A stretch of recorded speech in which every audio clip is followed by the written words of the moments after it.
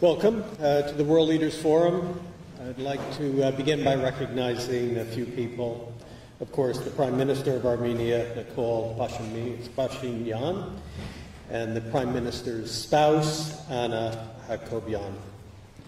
Members of the Armenian delegation that are here with us today, and then our moderator, Alexander Cooley, the director of the Harriman Institute, and the Claire Tao Professor of Political Science at Barnard.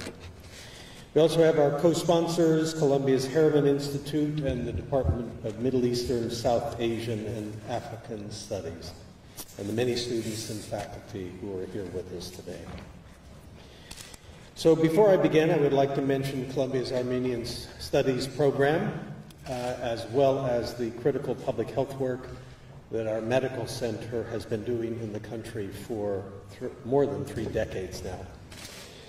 So every fall we look forward to the meetings of the UN General Assembly, which brings many heads of state and government to New York City and then to our campus. Already we have heard from the UN Secretary General's envoy on youth, the Chancellor of Austria, and Queen Mathilde of the Belgians. Later this week, we will listen to the presidents of Iraq, Rwanda, and Georgia. Our guest this afternoon, Nikola Phashinyan of Armenia, the Prime Minister, is an extraordinary person. His story, his formative years as a journalist, and his rise to the Armenian premiership is one of struggle, persistence, and grit. Born and raised in a small city 2 hours north of the capital, the Prime Minister became politically active at a very young age, organizing protests and railing against corruption of those in power. He went on to study journalism and worked as a reporter and editor before founding his own newspaper. He became known for his strong beliefs and distaste for strongman politicians.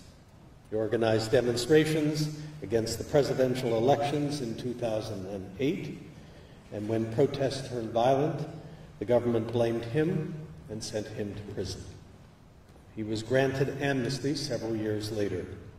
He reemerged and was elected to the National Assembly in 2012 and 2017. In the spring of 2018, incensed at the ruling party's plan to circumvent term limits, he began a walk across the country in protest. He used social media to communicate with his supporters, and when he reached the capital, he was greeted by throngs of people. The numbers soon swelled, blocking traffic and bringing the city to a standstill. In homage to Václav Havel, he named the movement the Velvet Revolution and directed participants to engage in nonviolent legal acts of civil disobedience. Several weeks after the mass protests began, the president resigned, and Parliament elected Mr. Phashinyan to the post of acting prime minister. The news was covered by outlets across the world. The mood in the country had shifted and people were euphoric. 7 months later, he solidified that victory in transparent national elections, the fairest in Armenia's history. A year later, the country is still in transition. 1/3 of the population lives below the poverty line and unemployment is very high. 2 of Armenia's borders remain closed, the result of long-standing and deeply divisive disputes with neighboring Azerbaijan and Turkey. The Prime Minister has prioritized domestic concerns, concentrating on job growth, economic stability, and combating government corruption. He has also focused on critical foreign policy issues, like Armenia's close ties with Russia, and the balance it must strike between honoring that alliance and building stronger relationships with the West. Critics of the Prime Minister contend that the momentum that brought him to power won't translate into effective political leadership, that his lack of extensive executive branch experience is a liability. But there is one thing everybody agrees on. He has transformed the country in ways once thought impossible. Armenians are optimistic about their future, about their ability to bring about political change through political engagement. For the first time, they believe that they have a real stake in their governance of their country and the power to influence the course of its future. The Prime Minister has come to Colombia today to give his first major address at an American university. He will speak about his approach to government reform and regional security, as well as his work with the UN on sustainable development, human rights, and poverty. Please join me in welcoming him to the podium.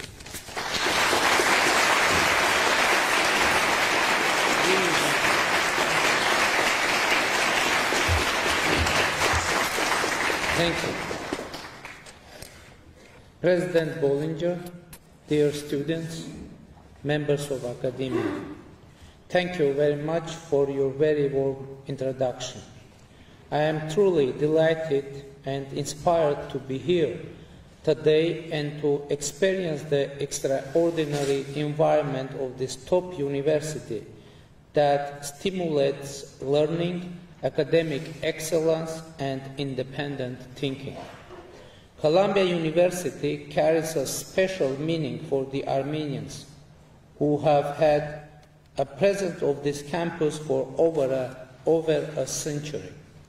I would like to extend special thanks to President Bollinger for the invitation to visit the university and for the opportunity to make my humble contribution to the extensive and proud history of the very strong bonds that Armenians and Columbia University share, which include many distinguished faculty members and students that have come through the campus.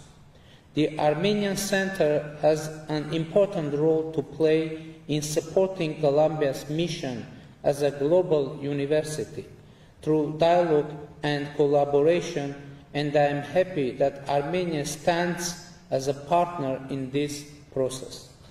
Education and universities play a crucial role in training the youth for leadership, for driving social change and transforming our world towards a better tomorrow. Education is indispensable in preserving and promoting fundamental values of freedom, tolerance, and mutual respect. In a world where messages of exclusion and inequalities seem to be on the rise, upholding these values are making them work is as relevant as ever. To reverse the global decline in the democratic values and this rise of the authoritarian trends, the world needs positive examples of inclusiveness and progress, and here is where Armenia, I think, has an important story to share. In spring last year, Armenia came into the spotlight of international media as massive street protests transformed into a peaceful revolution, culminating in a non-violent transfer of power and a profound transformation of Armenia's political landscape.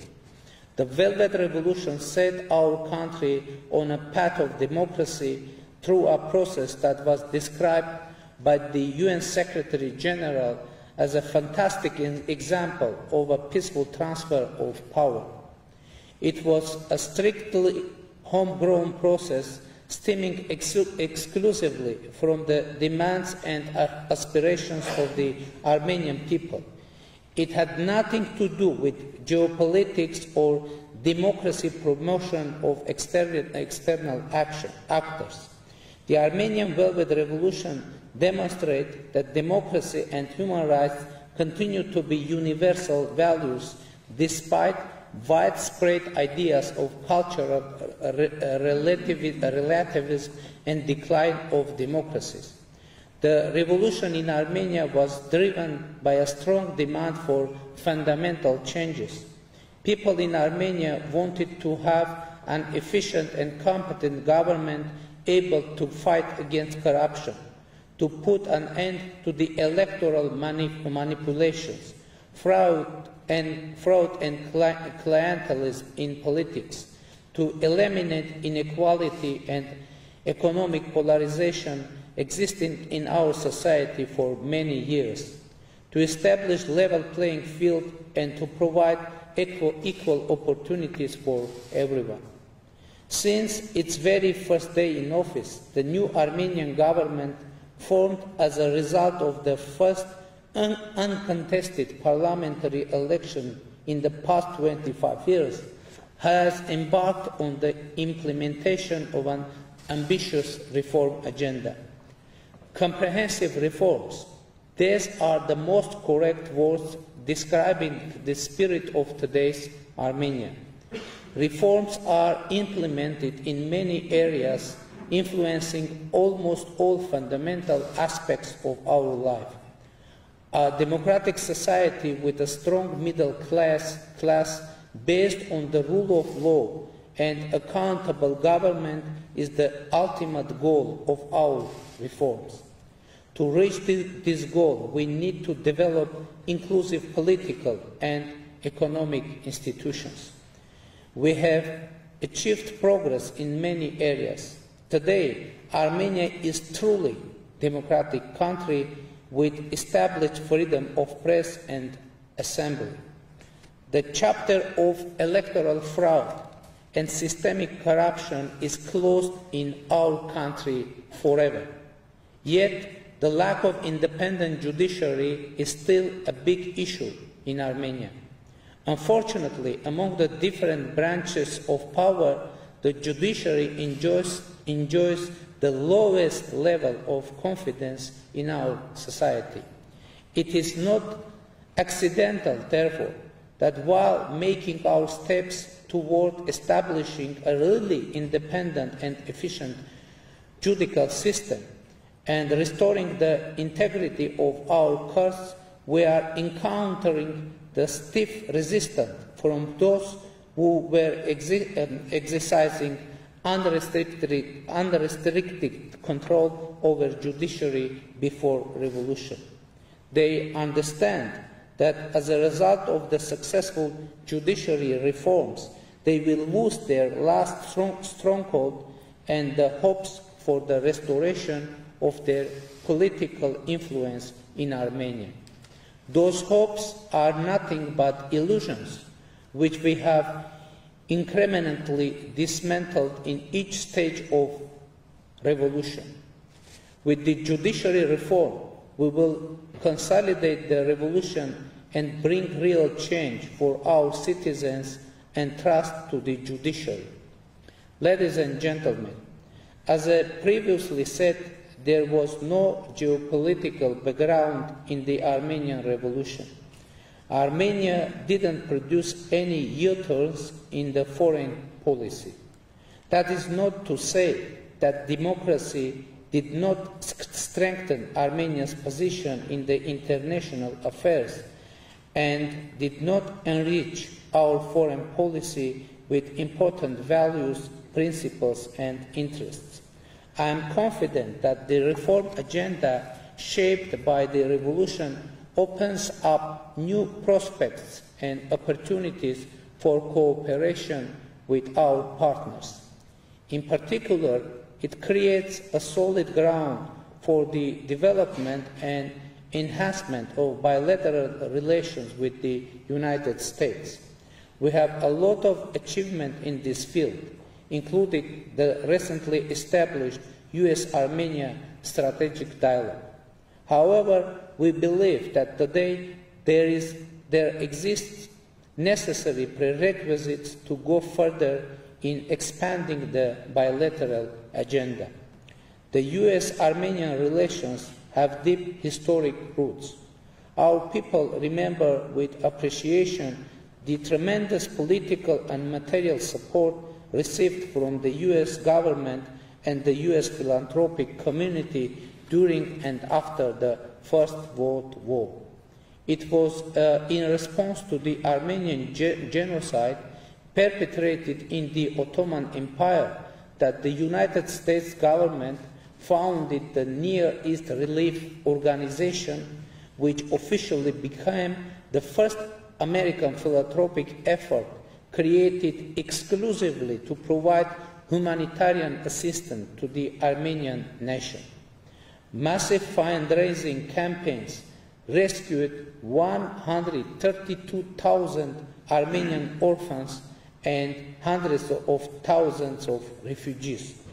In 1991, the U.S. stood by Armenians and their newly established independent state once again. Today, the U.S.-Armenian friendship is anchored in the shared values and in the ultimate respect for human rights, democracy, and dignity of the people. I also believe that the vibrant and active Armenian-American community is a significant factor contributing to our partnership. We take a great deal of pride in Armenian Americans who, having attained impressive heights in business, science, art, literature, entertainment, and other fields, also preserve strong interest and support to the ancestral homeland. Ladies and gentlemen, over the past decades, Armenia and the United States have been working together in many areas, including global security, fight against international terrorism, non-proliferation, nuclear security, and peacekeeping operations. Today, Armenia, with its 131 strong peacekeeping troops, is the second largest non-NATO member nation contributing to the operation in Afghanistan. Furthermore, Armenia is one of the contributors to the NATO-led operation in Kosovo. Previously, we also participated in the US-led coalition's operation in Iraq. We also attach great importance to the constructive role played by the United States as one of the co-chairs of the OSCE Minsk Group and appreciate its effort towards a lasting and durable peaceful resolution of Nagorno-Karabakh conflict. Dear friends, unfortunately, the South Caucasus remains to be a volatile region marked by a number of security risks. Unresolved Nagorno-Karabakh conflict poses a security challenge to our nation and serves a serious impediment for regional development. The Nagorno-Karabakh conflict is among the most difficult and protracted ones in the world. It starts with Soviet Union, when an Armenian region with more than 90% of Armenian population was assigned by an arbitrary decision of Communist Party to Azerbaijan. It lived with the Soviet Union for 70 years, manifested by systematic and violent discriminations against the Armenian population, who formulated their bid for self-determination and human rights in 1988, even before the fall of the Berlin Wall. It survived the Soviet Union and turned into a large-scale war in the beginning of the 1990s, which threatened the very existence of the people of Nagorno-Karabakh, who were subjected to mass atrocities. Since 1994, when a ceasefire agreement was signed between Nagorno-Karabakh, Azerbaijan and Armenia, the Nagorno-Karabakh peace process became an indispensable part of regional politics. There can be many hypotheses as to why it was not possible to resolve the conflict for more than 2 decades. The lack of functional democracy has been among them.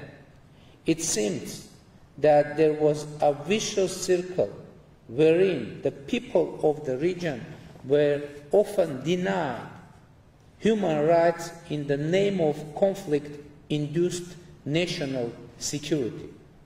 Likewise, conflict transformation seemed to be unachievable because of the low level of human rights protection and democracy. In Armenia, we broke this vicious circle. On many occasions, I have been asked to what extent democratic transition of Armenia may bring new opportunities for conflict resolution. Of course, Armenia does not represent the entire region, and thus we cannot refer to the overall change in the region. Thus, let me highlight only the current reality from strictly Armenian perspective.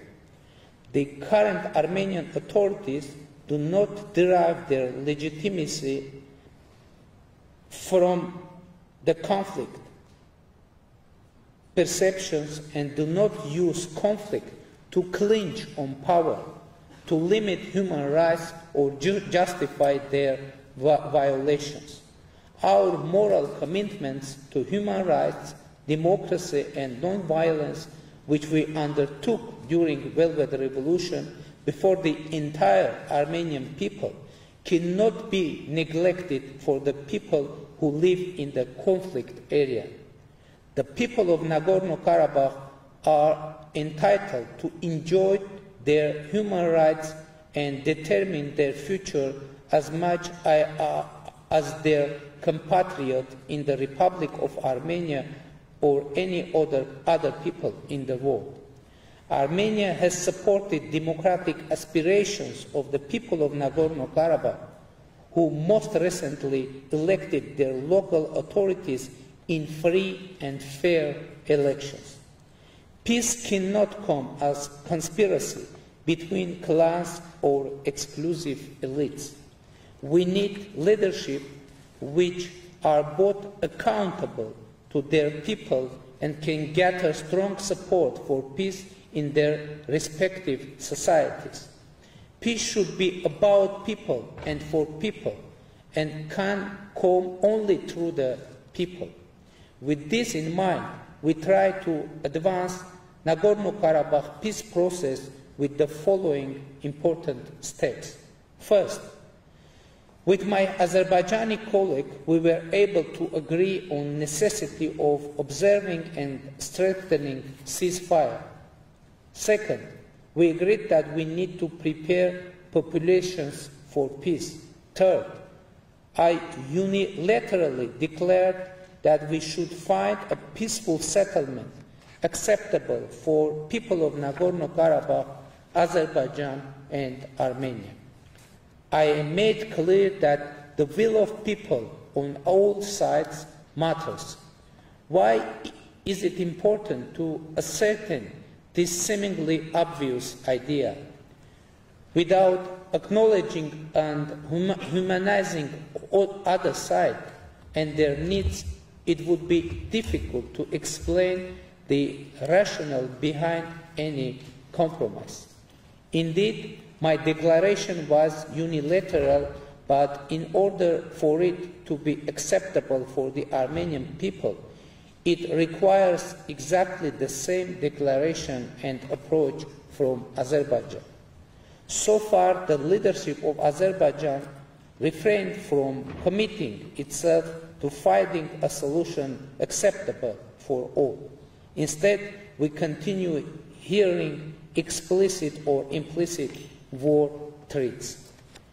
Azerbaijan also refuses any dialogue with the people of Nagorno-Karabakh and their representatives and try to impede any interaction of people living in the conflict area with the world. Under these circumstances, it should not come as a surprise to Azerbaijan that the people of Nagorno-Karabakh strongly rely on Armenia as the only guarantor of their survival and development. Let us be clear, there will be no more genocidal threat to Armenians, specifically in Nagorno-Karabakh. I hope that Azerbaijan will approach the expression of will of the people of Nagorno-Karabakh in the upcoming state elections, not as a threat, but opportunity to engage with newly elected authorities. It is our view that the international community should continue to support the peace efforts on the co-chairmanship of the OSCE Minsk Group, namely France, Russia, and the US, especially by sending clear message on inadmissibility of the use of force. It is important that within the OSCE Minsk Group co-chairmanship, the US, Russia, and France closely cooperate with each other. This is good news both for our region and for the world, as it indicates that great powers are able not merely to compete, but also to cooperate with each other, at least in one particular region of the world. Unfortunately, not all regional players have been showing the same degree of responsibility. Turkey continues to be a source of instability and tension in our region. I can be critical on many issues of domestic and foreign policy, but I should acknowledge that the previous government of Armenia made very strong efforts to establish relations with Turkey both in the beginning of the 1990s and in 2008-2009. They agreed to establish diplomatic relations with Turkey without preconditions, despite the difficult and tragic past. However, these efforts remained unappreciated, rejected, and even manipulated by Turkey, who signed but refused to ratify the Zurich Protocols. Today, after 104 years of the Armenian genocide, Turkey continues its hostile policy towards the Armenians by closing its land borders, politically and militarily supporting Azerbaijan against Armenia and Nagorno-Karabakh, and most appallingly, by justifying the Armenian genocide. We are a people of the region, and we have been living here from ancestral times. We survived a genocide, and finally we are building a democratic, peaceful, and viable nation. This is a reality that Turkey should accept by ceasing to be an eternal security threat to Armenia and the Armenian people. The equal rights and self-determination of peoples are one of the principles of international law put forward by the OSCE Minsk Group co-chairs for the resolution of Nagorno-Karabakh conflict. When it comes to this principle, somehow there is a tendency to rightly emphasize self-determination and wrongly to forget about the equal rights of peoples. Peoples who live in one region, side by side, are destined to recognize each other as legitimate equals. This means rejection of any idea of domination, subjunction, or destruction of other people. New forms of dialogue, respect, reconciliation, and equality among people are needed in our region. Culture of dialogue, tolerance, and compromise should prevail over all differences and against all odds in the South Caucasus. Thank you for your attention.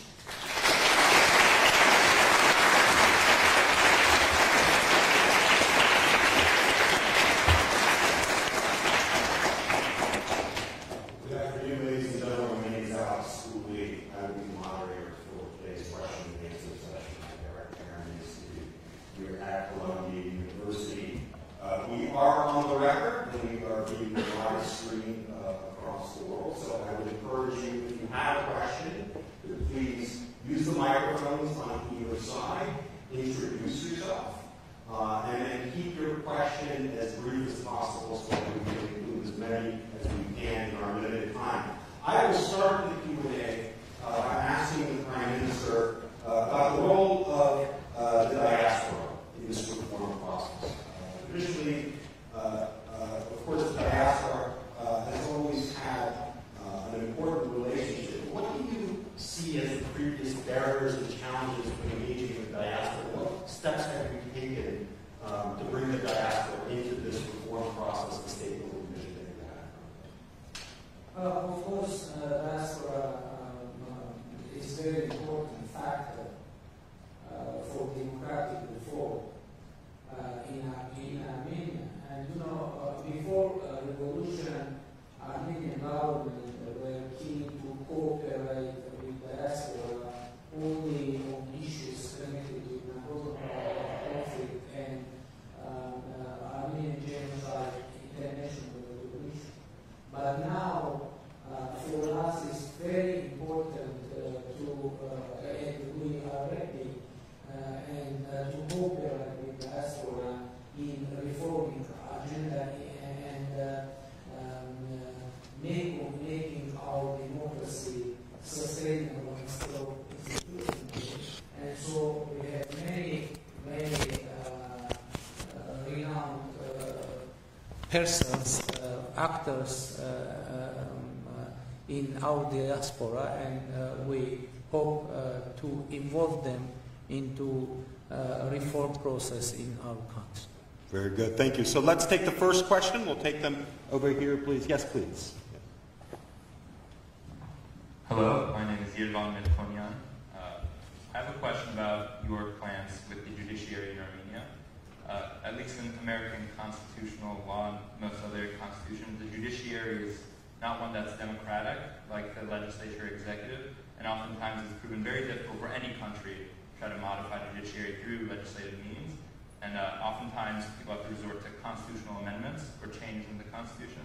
Do you see any sort of plan forward with regards to that? How do you envision changing the judiciary of Armenia to make it stronger and more robust in the future?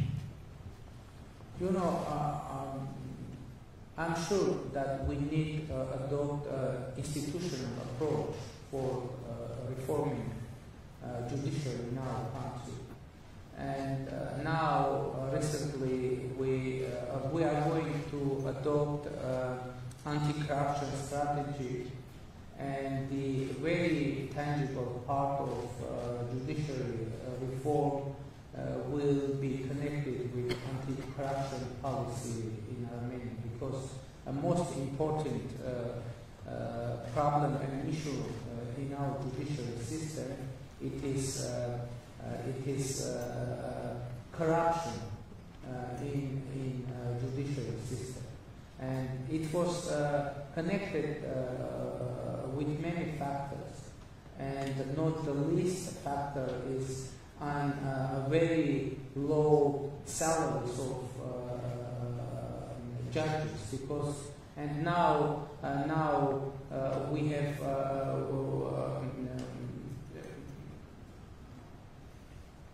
have no interest among the high level specialists. I mean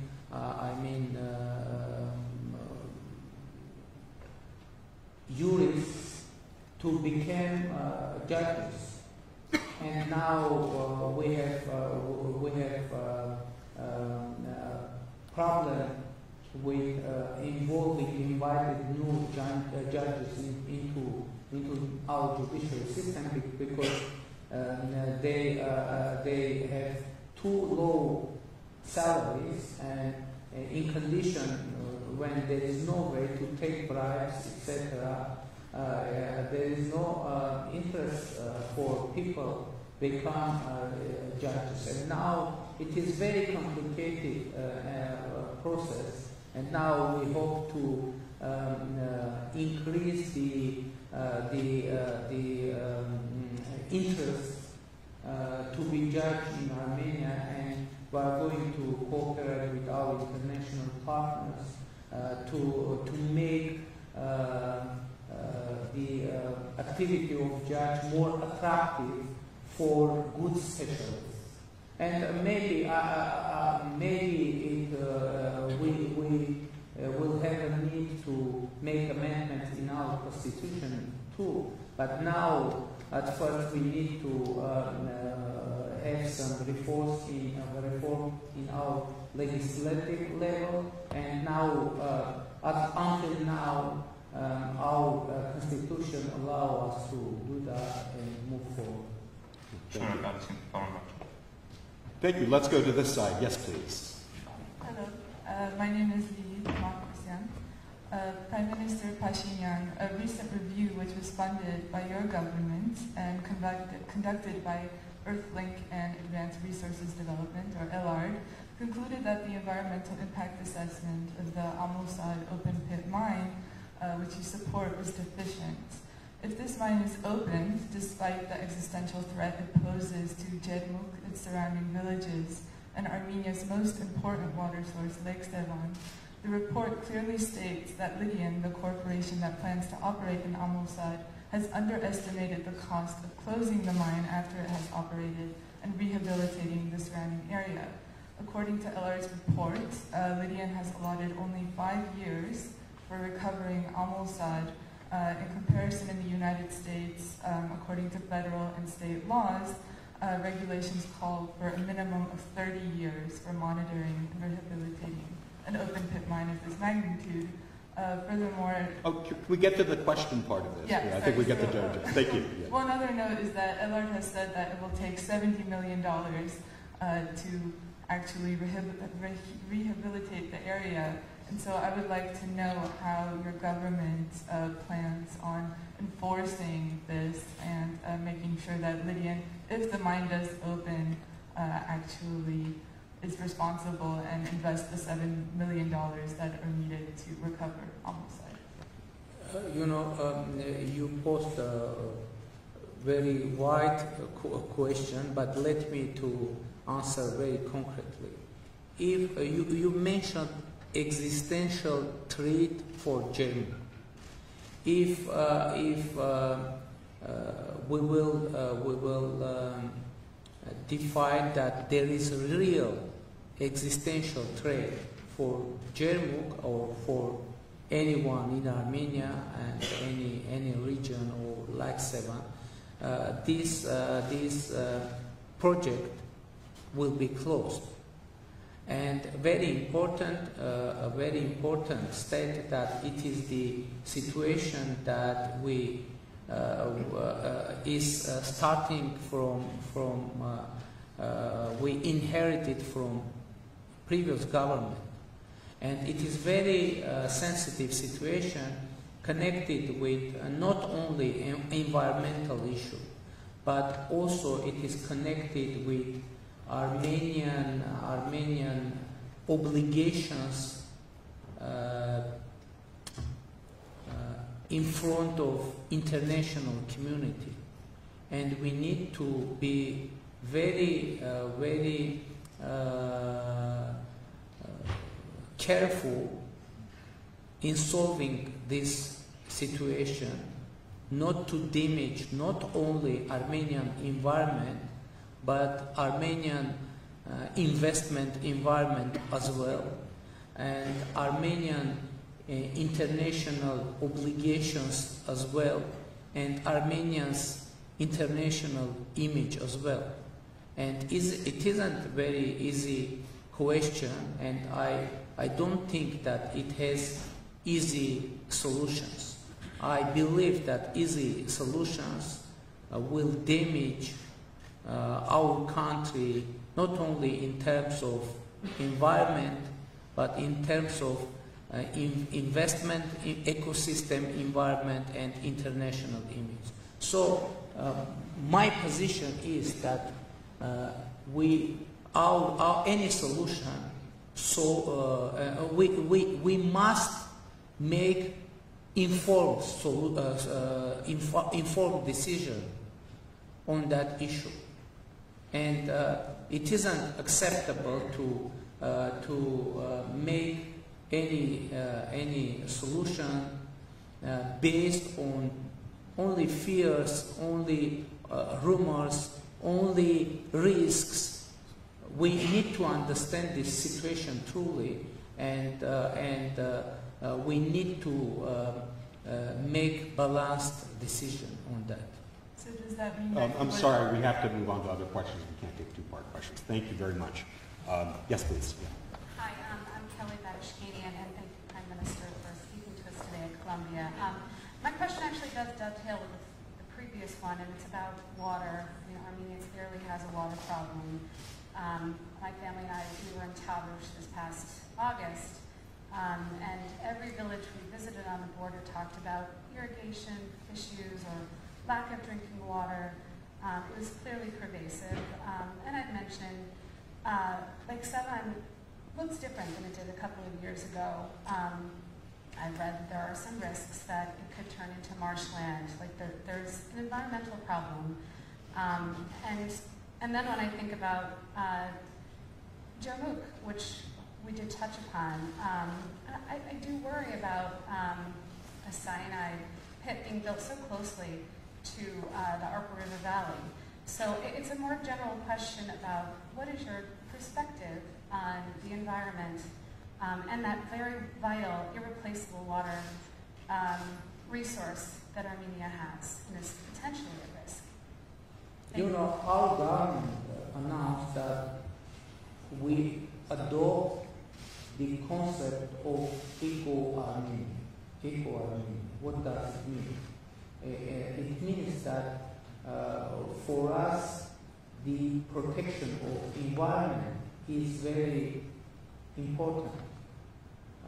But it doesn't mean that we are going to close mining sector in our country.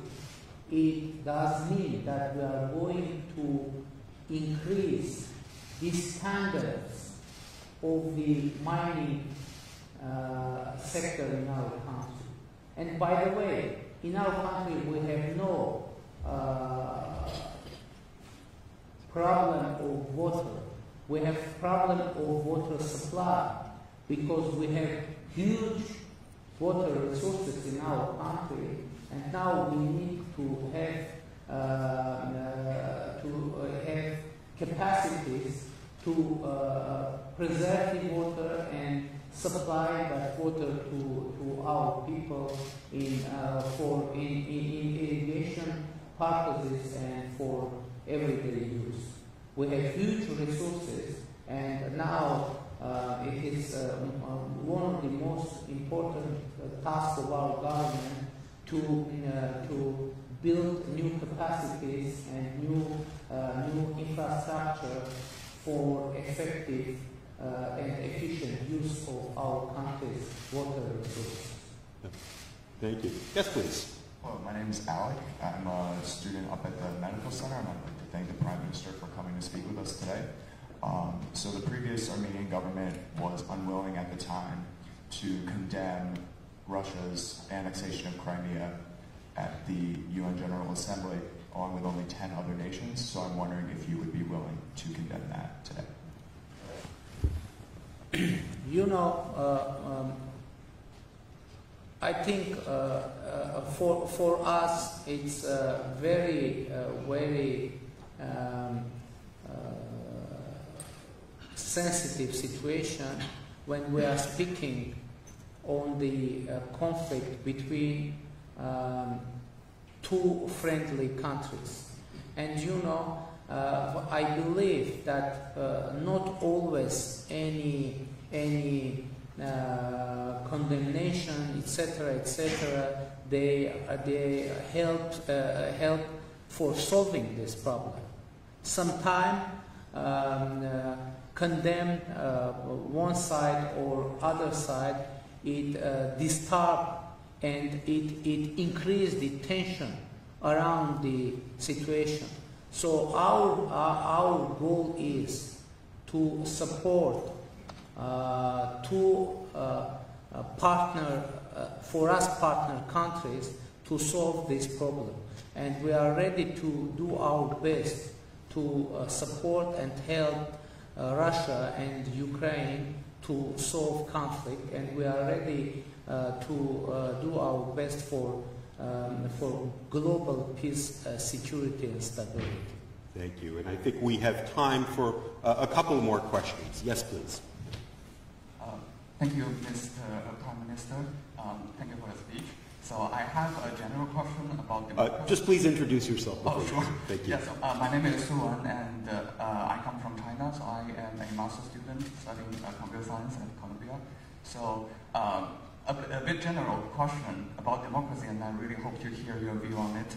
So there are some countries, for example, some Western Europe countries, or like United States, who has a long history of pursuing the value of democracy. It has been having a democratic political system for a long time. While there are countries, even today, are starting to adopt democracy and still going back and forth between democracy and sometimes came back to an like authoritarian or totalitarian government.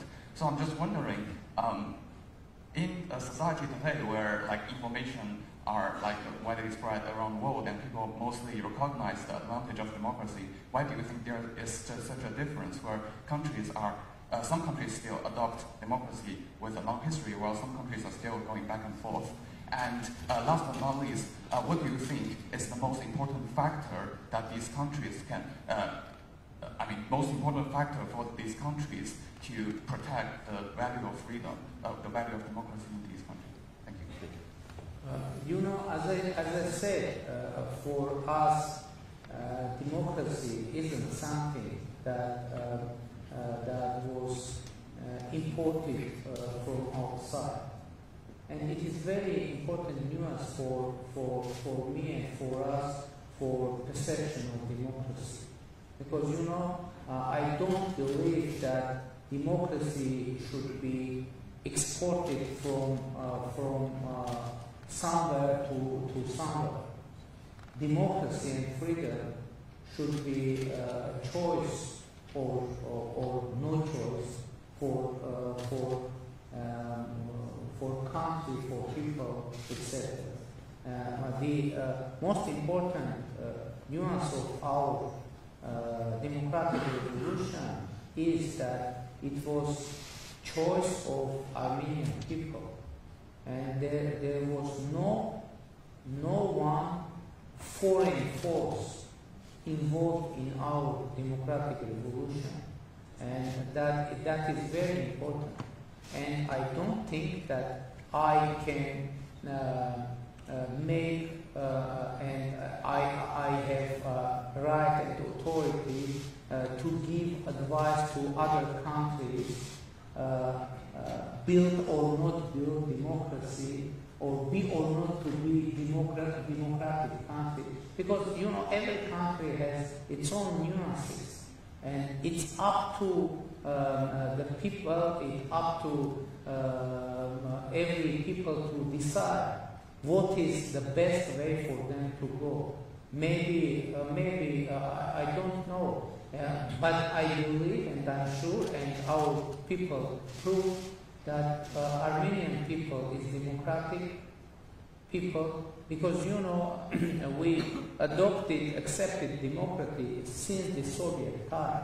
Armenia in the process of even in the situation of existing of Soviet Union in early 1990s, Armenia was a democratic country and